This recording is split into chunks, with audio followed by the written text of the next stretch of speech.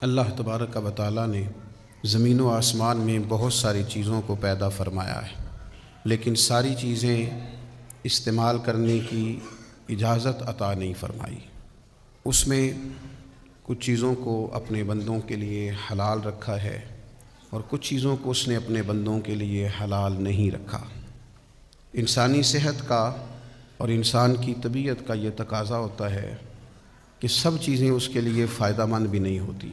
کچھ چیزیں کھانے کے بعد انسان کی طبیعت بگڑنے لگتی ہے، وہ بیمار ہونے لگتا ہے، اس کے مزاج میں دقت پیدا ہونے لگتی ہے، اور کچھ چیزیں ایسی ہوتی ہیں جن کے استعمال سے انسان کو راحت ملتی ہے، تسلی حاصل ہوتی ہے، طبیعت ہلکی پھلکی ہوتی ہے، اور اس کے لیے وہ چیزیں نہایت سود مند اور فائدہ مند ہوتی ہیں۔ اس بات کو قرآن مجید نے بڑا زور دے کر بیان کیا ہے۔ اللہ نے اپنے رسولوں کو بھی یہ حکم دیا کہ صرف پاکیزہ چیزیں کھائیں، اہل ایمان کو بھی یہ حکم دیا کہ صرف پاکیزہ چیزیں کھائیں۔ اور پھر سورہ بقرہ کی جو آیہ کریمہ میں نے تلاوت کی، اس میں اللہ تعالیٰ نے پوری انسانیت کو یہ حکم دیا کہ یا ایھا الناس کلوا مما فی الارض حلالا طیبا، اے لوگو کھاؤ جو کچھ زمین پہ ہے پر حلال اور طیب، پاکیزہ چیزیں کھاؤ۔ اس میں سے جو چیزیں حلال اور طیب نہیں ہیں، جسے اللہ رسول نے پاکیزہ نہیں فرمایا، ان چیزوں کو استعمال نہ کرو۔ یہ جو ہوتا ہے نا بغیر کسی امتیاز کے ہر چیز کو استعمال کرنا، یہ جسمانی طور پر بھی بڑا نقصان دہ ہوتا ہے اور روحانی طور پر بھی بڑا نقصان دہ ہوتا ہے۔ لوگ جب چیزوں کو بلا دریغ استعمال کرنے لگتے ہیں اور بغیر کسی روک اور ٹوک کے استعمال کرنے لگتے ہیں اور بغیر کسی شرعی اصول اور قاعدے کے استعمال کرنے لگتے ہیں، تو وہ بیمار ہو جاتے ہیں، روحانی طور پر بھی اور جسمانی طور پر بھی۔ رزق کا معاملہ بڑا ہی نازک معاملہ ہے، یہ بڑا حساس معاملہ ہے۔ رزق کا تعلق صرف پیٹ بھرنے سے نہیں ہوتا، رزق کا تعلق صرف زبان کے ذائقے سے نہیں ہوتا، بلکہ رزق کا تعلق تو انسان کی روحانیت سے ہوتا ہے۔ اگر وہ لقمہ حرام استعمال کرے گا تو مر جائے گا، روحانی طور پر ختم ہو جائے گا، اس کی موت ہے۔ لیکن اگر رزق کو پاکیزہ رکھے، شریعت کے تقاضوں کے مطابق رکھے، پہلے تو لوگ تقوی اختیار کیا کرتے تھے، پرہیزگار ہوتے تھے، تو ان پرہیزگاریوں کا اگر خیال رکھے تو یہ مت سمجھے کہ میں روٹی اور سالن کھا رہا ہوں، بلکہ روٹی اور سالن وجود میں جائے گا تو نور پیدا کرے گا، کیفیات میں مضبوطی آئے گی۔ تو رزق کے مسئلے میں نزاکت کا خیال کرنا اور احساس رکھنا کہ اس میں کسی قسم کی کوئی ناپاکی شامل نہ ہو جائے، کوئی اس میں کسی قسم کا لقمہ حرام نہ آ جائے، یہ بڑا ہی زیادہ ضروری عمل ہے۔ اس میں بالکل سستی نہیں کرنی چاہیے، نہایت احتیاط کا اور نہایت حساسیت کا اس میں خیال رکھنا چاہیے۔ ہمارے ہاں کچھ لوگ وظیفے تو خوب پڑھتے ہیں، عبادات بھی خوب کرتے ہیں، مجھ سے ناراض نہ ہوئیے گا، حج اور عمرہ بھی خوب کرتے ہیں، باقی ساری چیزوں کا بھی خوب دھیان رکھتے ہیں، لیکن اپنے رزق کے معاملے میں احتیاط نہیں کرتے۔ ان کا خیال ہے کہ میں وظیفہ کر کے، چلہ کر کے، عبادت کر کے، اللہ اللہ کر کے شاید میں اللہ رسول کا قرب پالوں گا۔ تو یاد رکھیے گا، اگر آپ نے وظائف خوب پڑھے ہیں، عبادات خوب کی ہیں، لیکن رزق کا خیال ہی نہیں کیا، تو یہ تو رکاوٹ پیدا کر دے گا سارے معاملات کے اندر، آپ تو آگے بڑھ ہی نہیں سکیں گے۔ اللہ کی بارگاہ تک جانے کے لیے، قرب الہی پانے کے لیے، نبی کریم علیہ السلام کے مقدس قدموں تک رسائی حاصل کرنے کے لیے، اپنے رب کو منانے کے لیے، جہاں اور بہت ساری چیزوں کی ضرورت ہے، وہاں رزق حلال کی بھی بڑی ضرورت ہے۔ اگر آپ کا رزق پاک نہیں ہے، آپ کا لقمہ حلال نہیں ہے، آپ کا کھانا صاف ستھرا نہیں ہے، تو آپ یہ کیسے توقع کر سکتے ہیں کہ آپ اللہ کی بارگاہ کے قریب ہو جائیں گے، نبی پاک علیہ السلام کے حضور منظور نظر ہو جائیں گے؟ یہ ممکن نہیں ہے، یہ تو بہت بڑی رکاوٹ ہے، بہت بڑی میل کچیل ہے، یہ تو رستے کا بہت بڑا ایک ایسا بڑا رکاوٹ والا مسئلہ ہے کہ آپ چند قدم نہیں چل سکتے۔ امام طبرانی نے روایت لکھی ہے، حضرت ابن عباس رضی اللہ تعالیٰ عنہ اس کے راوی ہیں، کہتے ہیں حضرت سعد بن ابی وقاص رضی اللہ تعالیٰ عنہ نے نبی پاک علیہ الصلاۃ والسلام کی خدمت میں عرض کیا، جناب سعد بن ابی وقاص نے عرض گزار ہوئے، یا رسول اللہ صلی اللہ تعالیٰ علیہ وسلم میری ایک خواہش ہے، اور خواہش دیکھو کتنی عظیم اور کتنی اصیل ہے۔ حضرت سعد بن ابی وقاص رضی اللہ تعالیٰ عنہ عرض کرنے لگے، حضور میرا دل کرتا ہے کہ میں مستجاب الدعوات بن جاؤں، یعنی میں جو بھی دعا مانگوں میرا رب قبول فرمایا کرے۔ اس کو سمجھیے گا ذرا، یا رسول اللہ صلی اللہ تعالیٰ علیہ وسلم دل کرتا ہے کہ جو عرض میں اپنے کریم کے حضور عرض کروں میرا مالک رحمت کر دے اور میری اس گزارش کو اپنی بارگاہ میں قبول کر لے، یعنی میں مستجاب الدعوات بن جاؤں، یہ میری دعا آپ قبول فرما دیں، اور اس کے بعد تو پھر لاٹری نکل آئی نا، یعنی تجھ سے تجھی کو مانگ کے میں نے مانگ لی ساری کائنات۔ یا رسول اللہ صلی اللہ تعالیٰ علیہ وسلم ایک نسخہ چاہتا ہوں کہ میں مستجاب الدعوات بن جاؤں، میری دعائیں قبول ہوں۔ تو جب آپ یہ بن گئے تو پھر آپ جو مانگیں گے پھر تو آپ کے لیے دروازہ کرم کھل گیا۔ تو حضور کچھ بتائیں کہ میں ایسا کیا کروں کہ مستجاب الدعوات بنوں۔ تو مجھے بتائیے، یہاں آج کل ہمارے عرف میں لوگ کہتے ہیں جناب آپ یہ وظیفہ پڑھیں، اس کے بعد یہ پڑھیں، اس کے بعد یہ پڑھیں، پھر اس کے بعد آپ دعا مانگیں۔ اچھی بات ہے، بڑی عمدہ نصیحت ہے اگر کوئی کسی کو اس طرح کہتا ہے۔ کچھ لوگ کہتے ہیں جناب آپ فلاں مقام پہ چلے جائیں اور وہاں جا کے دعا مانگیں تو دعا قبول ہوگی، بالکل ٹھیک ہے، کوئی انکار نہیں۔ بعض ایسے مقامات ہیں جو مقدس ہیں، وہاں کی حاضری اللہ نصیب کرے تو دعائیں قبول ہوتی ہیں۔ پر امام طبرانی حضرت عبداللہ ابن عباس رضی اللہ تعالیٰ عنہ سے یہاں جو روایت لائے ہیں اس میں جو ایک بالکل ہی انفرادی پہلو اللہ کے حبیب علیہ السلام نے ہمیں عطا کیا اور ہماری سوچوں کو ایک نیا زاویہ سرکار نے عطا کیا۔ جناب سعد عرض گزار ہیں، حضور میں چاہتا ہوں میری جھولی اپنے رب کریم کے حضور جب بھی پھیلے مجھے گویا بھری ہوئی ملے، رحمت عطا ہو، کرم نصیب ہو۔ تو حضور نے وظیفہ بھی کوئی نہیں بتایا، چلہ بھی کوئی نہیں بتایا۔ اللہ کے حبیب فرمانے لگے آپ اپنے رزق کو پاک کر لیں، جو دعا مانگیں گے رب قبول فرمائے گا۔ بس آپ کھانے میں پاکیزگی کا خیال کریں، رزق میں آپ طہارت کے قائل ہو جائیں۔ آپ جب بھی کھانا کھائیں تو دیکھ لیں اس میں کوئی آمیزش نہ ہو لقمہ حرام کی، تو آپ جب بھی دعا مانگیں گے اللہ قبول فرما لے گا۔ تو میرے عزیز یہ جو طہارت ہے نا، رزق کی طہارت، یہ بڑا بنیادی مسئلہ ہے۔ میں آپ کی خدمت میں عرض کروں جتنا مال ہم اکٹھا کرتے ہیں سارا کھا نہیں سکتے، نہیں کھایا جاتا۔ ایک دفعہ مجھے ایک نعت خان صاحب نصیحت کرنے لگے کہ جناب وہ کئی دفعہ یوں بھی ہوتا ہے نا کہ سورج کو لگے دھبا قدرت کے کرشمے ہیں اور بت ہم کو کہیں کافر، چلو اللہ کی مرضی ہے۔ وہ مجھے ایک دفعہ کہنے لگے آپ نے ہر شے بڑی سستی کر دی ہے، بغیر کسی مطالبے کے چلے جاتے ہیں آپ، تو اس سے وقار نہیں رہتا۔ اور مجھے سمجھایا، ایک بڑے اچھے خطیب صاحب تھے اور ایک نعت مجھے انہوں نے سمجھایا۔ ظاہر ہے ہم چھوٹے بندے ہیں، کوشش بھی کرتے ہیں کوئی سمجھائے، تو کافی لوگ ہمیں سمجھاتے ہیں، ویسے صحیح بتا رہا ہوں، آپ کافی بندے سمجھاتے ہیں اور ہم بھی چلو سمجھنے کو تیار بیٹھے ہیں ہر وقت۔ تو وہ کہنے لگے کہ وقار نہیں، اور مجھے مثال دی، کہنے لگے بتائیں ایک ڈاکٹر کی فیس کچھ بھی نہیں، یا ایک کی فیس 1000 روپے اور ایک کی 10,000 ہے، تو لوگوں کی نظر میں قیمتی کون ہوگا؟ کہنے لگے ویکھو نا میں لینا 80 تو تسی کچھ بھی نہیں مانگدے، تو پھر بندیاں کنوں قیمتی سمجھنے؟ میں کہ گل تیری ٹھیک ہے، لیکن تینوں کس آکھیا اسی کچھ نہیں لیندے، اسی تے دل لینے ہاں؟ کس بندے نے تجھے کہا؟ تیری غلط فہمی ہے، تیری غلط فہمی ہے، تجھے کس نے کہا ہے؟ وہ ایک بزرگ تھے نا، تو مرید ہونے کے لیے ان کے پاس ایک شخص آیا تو انہوں نے کلمات پڑھا دیے، تو ہاتھ میں ہاتھ نہیں لیا، تو وہ اپنے شیخ سے کہنے لگے حضور تسی بیعت کیتا ہے ہتھاں چ ہاتھ تے لیا نہیں، فرمان لگے سجنا دلاں چ دل جو لے لیا ہے، تو سودا تو دل کا ہے۔ تو لوگ سبق دیتے ہیں نا جی، سبق پڑھاتے ہیں، کہتے ہیں جناب کمال ہو گئی، تو میں نے ان کی ساری بات سمجھ لی۔ میں نے کہا جی آپ نے مجھے بڑا سمجھایا ہے، آپ کی 80,000 فیس ہے اور بقول آپ کی آپ 2 محفلیں کرتے ہیں ایک دن میں، تو روٹیاں کنیاں کھاندے ہو؟ کہنے لگا جی وہ 2-3 ہی، تو میں کیسی تے تسی انج منگدے ہو جی میں 100 کھاندے ہو روز دی۔ بھئی کتنی روٹیاں کھا سکتے ہیں بتائیں؟ اللہ نے بندے کا پیٹ اتنا بڑا نہیں بنایا، 2-3 کھا لے گا کیا کرے گا؟ تو میں 81 ایک تے 80 2 160 آپ روز لیتے، کھاتے کتنا کو؟ چپ کر گیا۔ تو میں نے کہا جب اللہ نے آپ کو لمیٹڈ بنایا ہے تو ان لمیٹڈ کیوں ہوتے ہو؟ حضور کی ثنا خوانی کرنی ہے، کر کے تو دیکھو، اس میں تو کرم ہی بڑا ہے، اس میں تو عطا ہی بڑی۔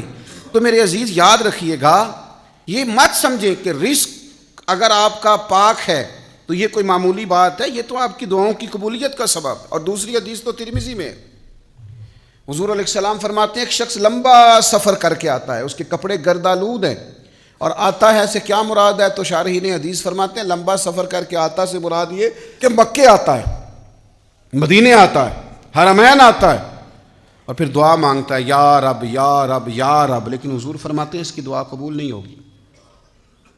اتنا لمبا سفر کیا ہے، کپڑوں پہ گرد پڑی ہے، بڑی تکلیف برداشت کی ہے، حضور کیوں قبول نہیں ہوگی؟ تو حضور فرماتے ہیں اس لیے کہ اس نے جو کھایا ہے وہ بھی حرام پیسوں کا ہے، جو پیا ہے وہ بھی ناجائز پیسوں کا ہے، اور جو کپڑے پہنے ہیں وہ بھی اس کے لیے جائز نہیں تھے۔ تو یہ جو اس کے رزق کی ناپاکی ہے، اس نے اس سے اس کے رب کا رشتہ کمزور کر دیا۔ وہ کریم رب جو گناہگار سے گناہگار کی دعا بھی قبول کرتا ہے، اس کی قبول نہیں کرتا جس کا رزق پاک نہ ہو، جس کے رزق میں طہارت نہ ہو، جس کی روزی روٹی ناپاک ہو، اس کی دعائیں اللہ کے حضور قبول نہیں ہوتی۔ میرے عزیز یاد رکھیں، اس میں تھوڑی احتیاط کریں۔ آج کل نا بڑی بے احتیاطی ہے۔ مجھے ایک بات کہہ لینے دیں، ہم کسی چیز سے کسی کو منع کرتے ہیں، وہ ساتھ ہی 2 فتوے اور لے آتا ہے۔ وہ کہتا ہے جی میں نے فلانے سے پوچھا ہے، آپ تو کہہ رہے تھے، ایک دوست مجھ سے پوچھ کے گئے کہ انشورنس کرانی چاہیے، میں نے کہا یار بچنا ہی بہتر ہے۔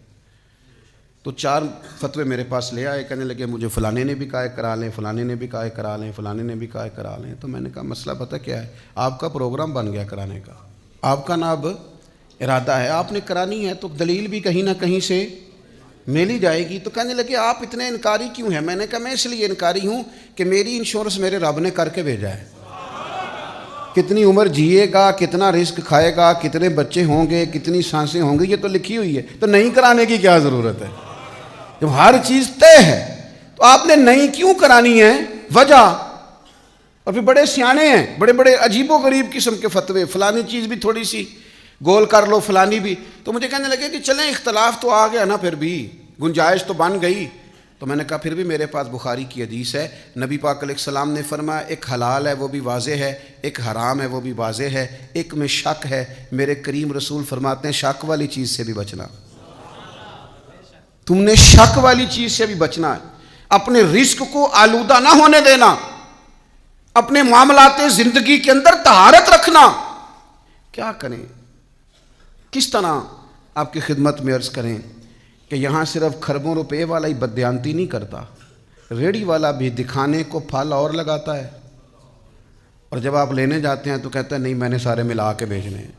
بھئی آپ نے آگے آگے بڑے بڑے کیوں لگائے تھے؟ ہاتھی کے دانت دکھانے کے اور کھانے کے اور۔ عزیز بھائیوں، چھوٹی چھوٹی ذرا سی جگہ پر بددیانتی، حضرت محدث اعظم پاکستان مولانا سردار احمد صاحب رحمۃ اللہ علیہ ایک ٹیچر رکھنے لگے ادارے میں، تو کہا یہ ہم آپ کو وظیفہ دیں گے، آپ بتائیے۔ تو انہوں نے کہا جی میں 6 گھنٹے مسلسل پڑھاؤں گا۔ تو کہا شیخ یہ آپ ایسا نہ کریں، آپ اپنے تنخواہ کے معاملے کو بہتر کریں، 6 گھنٹے مسلسل آپ پڑھا ہی نہیں سکتے، واش روم نہیں جانا آپ کو، چائے نہیں پینی آپ کو، آپ یہاں لکھیں کہ میں تبھی حاجات کے لیے کلاس چھوڑا کروں گا۔ آپ چیزوں کو سمجھیں، میں ایسے اساتذہ کو جانتا ہوں چھٹی کرتے تھے تنخواہ نہیں لیتے تھے، کہتے تھے کام نہیں کیا، تنخواہ کس بات کی؟ حلال اور طیب رزق پاکیزہ، اس کی احتیاط کرنا، اس کے پس منظر کو سمجھنا، اپنی روحانیت پر کبھی بھی کسی قسم کا بھی کوئی داغ نہ آنے دینا، اور ذرہ برابر بھی اس میں کوئی کوتاہی نہ آنے دینا، یہ بندے کی چیز روحانیت کو مضبوط کرتی ہے۔ امام اعظم ابو حنیفہ رحمۃ اللہ علیہ کپڑے کا کاروبار کرتے تھے، تو جب اس طرح کا موسم ہوتا تھا نا، بادل بن جاتے تھے اور دھوپ نہیں ہوتی تھی، تو امام صاحب کیا کرتے، اپنے سیلز مین سے کہتے کہ یہ نا دکان بند کر دو، آج ہمیں سودا نہیں بیچنا۔ کیوں؟ فرماتے اس لیے کہ گاہکوں کو کپڑا صحیح نظر نہیں آئے گا، چونکہ موسم بادل کا ہے، دھند کا ہے، انہیں صحیح دکھائی نہیں دے گا، ایسا نہ ہو کہ سمجھیں کچھ اور قیمت کسی اور کپڑے کی دے جائیں۔ ہمیں بالکل حلال اور طیب رزق کھانا ہے، ہمیں اس میں کسی قسم کی کوئی، یعنی اب تو بڑی بڑی لائٹیں لوگوں نے لگائی ہوتی ہیں کہ نظر ہی کوئی کیا بات ہے، کیا کچھ آئے، اور کیا اس میں لوگ رنگ بھرتے ہیں اور کیا تعریفیں کرتے ہیں اور کیا ان کا انداز ہوتا ہے، اپنے رزق میں محتاط ہوں۔ ایک دوست ایک دن کہنے لگے، حضرت یہ جو لوگ بڑا ہی ڈراتے ہیں نا دوزخ سے، بڑا ہی پریشان کرتے ہیں، بڑا ہی آخرت کے بارے میں سخت جملے بولتے ہیں اور بڑی بعض روایات سنا کے ہمیں بڑے خوف زدہ کرتے ہیں، قیامت بڑی سخت ہوگی، ان کو بتایا کریں کہ اللہ بڑا کریم ہے، قیامت میں اس نے معاف کر دینا ہے، اس نے وعدہ کیا ہے کہ میرا غضب زیادہ نہیں، میری رحمت زیادہ ہے۔ اتنا ڈراتے ہیں۔ تو میں نے کہا وہ تو اس لیے ڈراتے ہیں کہ آپ عمل کریں۔ کہنے لگے ٹھیک ہے عمل کریں گے، پر اتنا خوف زدہ انہیں سمجھایا کریں اللہ کی رحمت زیادہ ہے، اللہ کا وعدہ ہے قیامت میں کرم فرمائے گا۔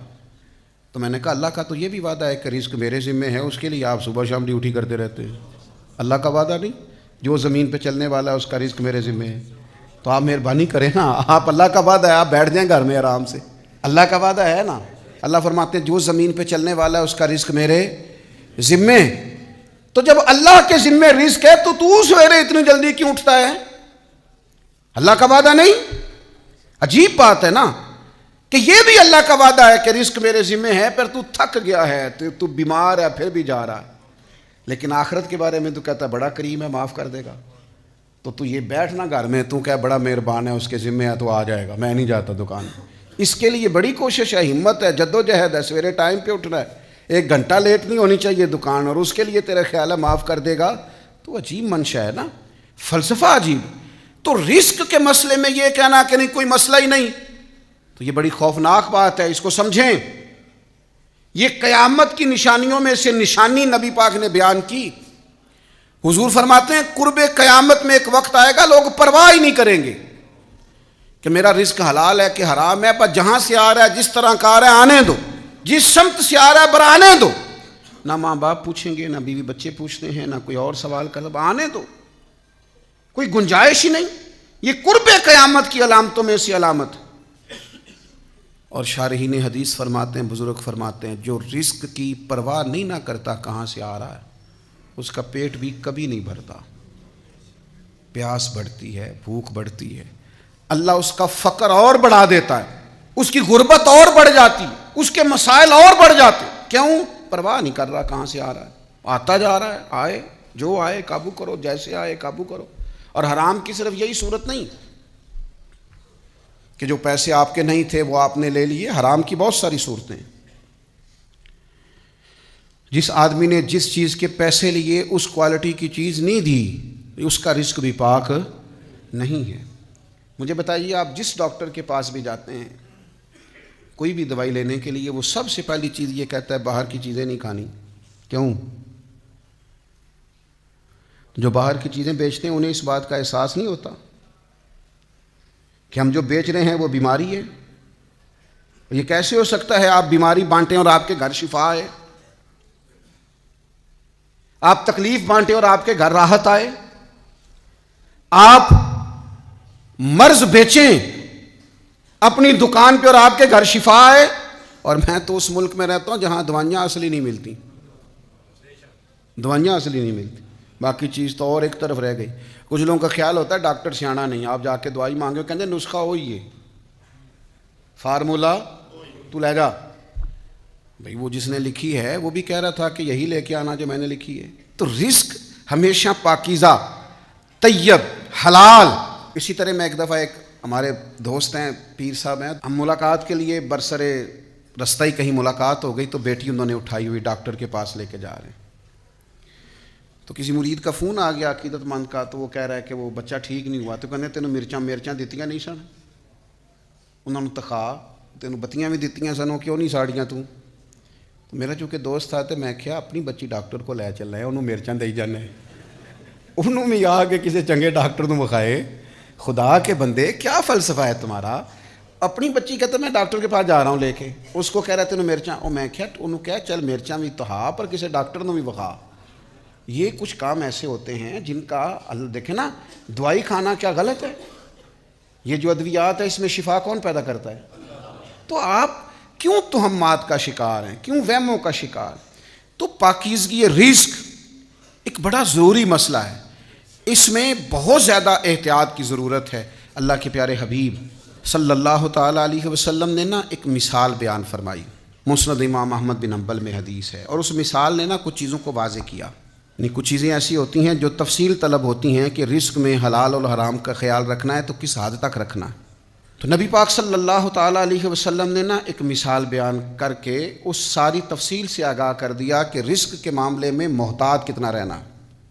حضور فرمانے لگے کسی شخص نے 10 دینار کا لباس خریدا ہے لیکن اس میں 1 دینار ناجائز ہے، اس کی جو قیمت خرید ہے وہ 10 ہے، لیکن اس میں جو اس کا اپنا نہیں، جو ناجائز شامل ہو گیا وہ 1 ہے، 9 روپے اس کے اپنے ہیں.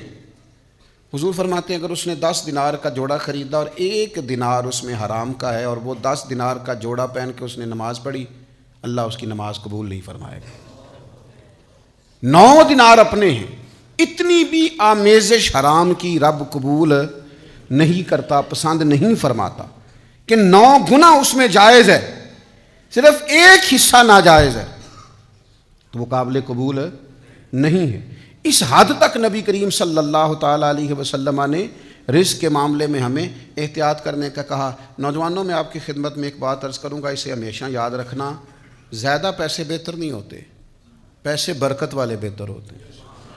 آپ کے پاس برکت والی روزی ہو، رب تعالیٰ آپ کے اور ہمارے اسی کے اندر سارے مسائل حل کرے، ضروریات پوری. میرے ابا جی کہا کرتے تھے پیسیاں دی لوڑ کو نہیں، بس بندے نے کسی دا دینا کچھ نہ ہوئے، کوئی قرضہ لینے نہ کھڑا ہو دروازے پہ.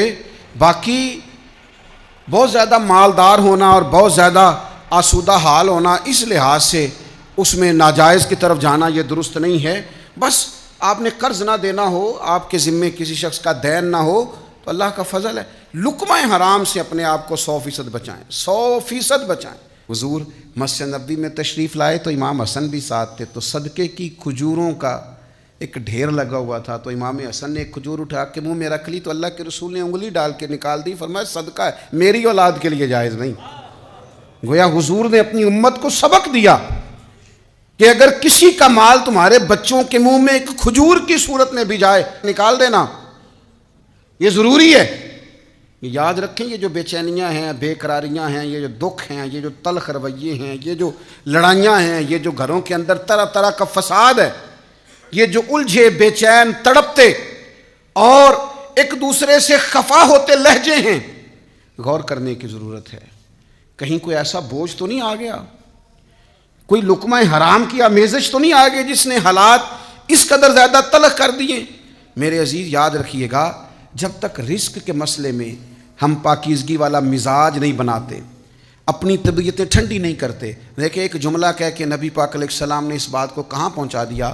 فرمایا جو وجود حرام سے پلے گا، جو گوشت حرام سے پلے گا، حضور فرماتے ہیں وہ جنت میں نہیں جائے گا. وہ نہیں جائے گا جنت میں، چونکہ پلا وہ حرام سے ہے تو وہ جنت کے لیے نہیں ہے، اس کا ٹھکانہ کچھ اور ہے. تھوڑی سی احتیاط کرنا، تھوڑا سا لحاظ کرنا، تھوڑا چیزوں کو سمجھنا، تھوڑا غور کرنا. یہاں یہ حالت ہو گئی ہے کہ چند ہزار روپے کے معاملے میں لوگ غیر محتاط سمجھدار نہیں. حضرت ابو الحسن رحمۃ اللہ علیہ فرمایا کرتے تھے میں بغداد کے اس تاجر کی ان 2 بیویوں کے بارے میں ہر روز دعا کرتا ہوں. اور وہ روز دعا کرتے تھے تو لوگوں نے کہا حضور کون سا تاجر، کون سی بیویاں؟ تو کہنے لگے یہ ہمارے بغداد کا ایک تاجر تھا، ملک شام تجارت کے لیے جایا کرتا تھا، تو اس کو وہاں مہینوں رہنا پڑتا تھا، سفر بھی بڑا لمبا تھا، ظاہر ہے گھوڑے پہ یا پیدل جانا پڑتا تھا، اونٹ پہ جانا پڑتا تھا. تو اس نے سوچا میں مالدار ہوں، وسعت ہے، تو وہاں نکاح کر لیا، اس نے ایک شادی کر لی، مکان بھی لے لیا. پہلی بیوی کو بتایا نہیں. بیوی آپ کو پتہ ہے بڑی سخت قسم کی جاسوس ہوتی ہے، جو کسی کو پتہ نہیں چلتا بیوی کو پتہ چل جاتا ہے. تو وہ ظاہر ہے کہ پہلے یہاں سے کپڑے دھل کے جاتے تھے، وہاں سے کپڑے بغیر دھلے آتے تھے، کئی اور چیزیں تھیں. اب سارے معاملات اور طرح کے ہونے لگے تو بدلے بدلے سے میری سرکار نظر آتے ہیں. اس کو تھوڑی سمجھ آ گئی. اس نے ایک بندے کو پیسے دیے کہ اب کہ یہ شام جائے تو ذرا اس کی جاسوسی تو کرنا. تو وہ شخص ملک شام تک جاسوسی کرنے گیا اور واپس آ کے اس نے کہا کہ بہن تیرے شوہر نے وہاں نکاح کر رکھا ہے، گھر بسایا ہوا ہے. اس نے کہا پوچھ لیتی ہوں. لیکن یہ جب ملک شام سے ہجرت کر کے تجارت کر کے واپس آیا تو بیمار تھا بڑا سخت. تو خاتون بڑی سمجھدار تھی، اس نے کہا یہ کچھ ٹھیک ہو جاتا ہے. گیا تھا تو تب بھی کچھ ٹھیک نہیں تھا، تو واپس آیا تو زیادہ بیمار ہو گیا، تو کچھ بہتر ہو جاتا ہے. تو میں اس سے پوچھوں گی کہ آپ نے مجھے نہیں بتایا اور نکاح کر رکھا ہے، لیکن اللہ کو کچھ اور منظور تھا، اسی بیماری میں وہ تاجر فوت ہو گیا۔ سوال جواب کا وقت نہیں آیا۔ شیخ ابو الحسن رحمۃ اللہ علیہ فرماتے ہیں عدت گزری، اولاد تھی نہیں، 2 ہی بیویاں تھیں، کوئی اور رشتہ نہیں تھا، عدت گزری تو اس بیوی نے جو بغداد میں تھی، جس کے پاس لاکھوں کروڑوں کے حساب سے ورثہ چھوڑ گیا تھا، اس نے اس کے 2 حصے کیے جائیداد کے، اور اسی جاسوس کو ساتھ لیا اور ملک شام چلی گئی۔ جا کے کہنے لگی بہن وہ میرا ہی شوہر نہیں تھا، تیرا بھی تھا، تو یاد حصہ تیرا بنتا ہے جائیداد میں، تو رکھ لے۔ تو وہ کہنے لگی جس رب رسول کو تو مانتی ہے میں بھی اسی کو مانتی ہوں۔ کہا معاملہ کیا ہے؟ کہنے لگی بالکل وہ میرے شوہر تھے، مجھ سے نکاح کر رکھا تھا، مجھے اخراجات دیتے تھے، اس بار جب وہ آئے تھے تو بیمار تھے، تو مجھے کہنے لگے مجھ سے تجارت بھی نہیں ہوتی اور مجھے لگتا بھی نہیں کہ اس بیماری میں ٹھیک ہو سکوں گا، خدا جانے دوبارہ آ سکوں کہ نہ آ سکوں۔ مجھے انہوں نے 3 لفظ کہہ کے طلاق کے آزاد بھی کیا، مکان بھی دیا، کچھ رقم بھی دے دی، کچھ اور ضروریات کی چیزیں بھی دے دیں کہ یہ تمہارے وقت میں، آنے والے وقت میں تمہارے کام آئیں گی، ڈھیر سارا مجھے مال دیا۔ بہن میرا جو بنتا تھا مجھے مل چکا ہے، اب چونکہ جب ان کا انتقال ہوا تو میں بیوی نہیں تھی، بیوی صرف تو ہے، لہٰذا اس سارے کی مالک تو ہے۔ حضرت ابو الحسن فرمایا کرتے تھے ممبر پہ میں بیٹھتا ہوں، جمعے میں پڑھاتا ہوں، نمازیں میں پڑھاتا ہوں، اور ارادت مندوں کی تربیت میں کرتا ہوں، شاگردوں کا استاذ میں ہوں، لیکن جو تقوی ان 2 بیویوں نے اختیار کیا ہے، میرا دل کرتا ہے روز اللہ کی بارگاہ میں ان کے لیے دعا مانگوں کہ انہوں نے کسی کے حصے کا ایک لقمہ بھی لینا پسند نے کہا ہمارا بنتا نہیں، ہمارا حق نہیں، ہمیں چاہیے۔ میرے عزیز جب یہ معیار ہوتا ہے نا تقوی کا، پھر روحانیت نازل ہوتی ہے، پھر انسان باطنی طور پر ترقی کرتا ہے۔ سنو، پھر نماز میں دل لگتا ہے، پھر سجدوں میں ذوق پیدا ہوتا ہے، پھر دعائیں لمبی لمبی مانگنے کو جی چاہتا ہے، پھر درود و سلام کے لیے زبان سفر کرتی رہتی ہے، پھر تلاوت قرآن لذت دینے لگتی ہے، پھر مسجد سے وابستگی ہوتی ہے، پھر بندہ باتیں تھوڑی کرتا ہے، پھر وہ باوقار اور وزادار ہوتا ہے، پھر سچ بولنے سے اسے لطافت نصیب ہوتی ہے، پھر اپنی زندگی کے اندر خوش خلقی، لوگوں سے حسن سلوک، اپنے ذہن میں مثبت باتیں، یہ ساری اللہ تعالیٰ اسے عطا کرتا ہے۔ اپنے رزق کے معاملے میں بہت احتیاط کریں، یہ تھوڑی سی بھی بد ہضمی اگر لقمہ حرام شامل ہو گیا تو یہ بڑا خوفناک نتیجہ نکلے گا۔ میں کچھ آیات اور احادیث سے ثابت کر چکا ہوں کہ رزق حلال ہو تو دعائیں قبول ہوتی ہیں، رزق حرام ہو تو انسان کا رب سے رشتہ کمزور ہو جاتا ہے، اللہ سے رشتہ اس کا بحال نہیں رہتا، اس کی دعائیں تک اللہ کے حضور قبول نہیں ہوتی۔ اپنے اس معاملے پر ہمیشہ محتاط رہیں، اللہ تعالیٰ سمجھنے کی توفیق دے۔